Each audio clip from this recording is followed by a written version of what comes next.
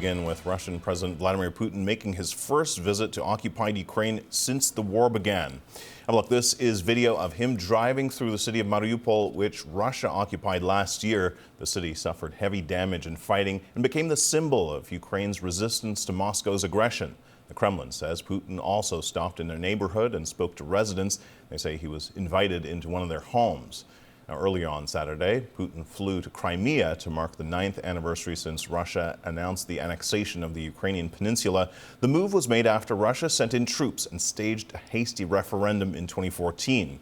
Ukraine says Crimea has been suffering under Kremlin rule. Kyiv also said it's only a matter of time before all of its occupied lands are liberated.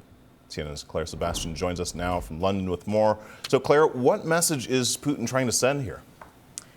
Well, Kim, these visits were unannounced and come just a day, of course, after an arrest warrant was issued by the International Criminal Court against Vladimir Putin himself. Obviously, with Crimea, it was designed to coincide with the anniversary of that annexation, the 9th anniversary. But visiting Mariupol, which we believe is the first time he's visited Russian-occupied territories in Ukraine since the invasion began.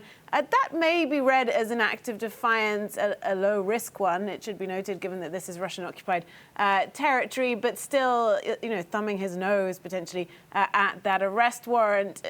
In terms of the Russian people and how this is being presented to them, look, I mean, he's seen behind the car there, driving from the airport in Mariupol towards Mariupol. We believe the last time we saw him behind the wheel of a car was driving a truck across the Kerch Bridge to Crimea that was blown up in the autumn and then partially rebuilt by Russia. It's designed to project control, that he's in charge. I think there's also an element of normalizing these territories as part of Russia. He's there with the Deputy Prime Minister, Marat Husnulin, discussing reconstruction of apartment buildings. They even visit the Philharmonic, which is not far from that drama theatre, which was bombed by Russia almost a year ago to the day, in what is believed to be the biggest, perhaps, mass casualty event of this war. There you see him sitting in the Philharmonic. The Deputy Prime Minister also noted that they expect to have a performance at the Drama Theatre as soon as April, so very much touting their reconstruction efforts here. Of course, they've been doing this kind of normalization with Crimea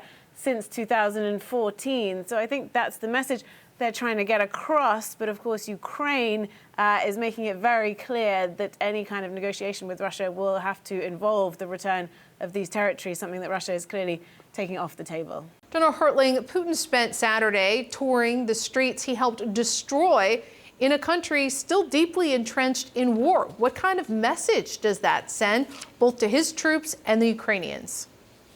He's trying to send a message, Paula, but he's having some real difficulties doing that. As you see in these pictures, he was going through the one apartment building that has been rebuilt sort of as a Potemkin village, and I don't use that term loosely, in the city of Mariupol.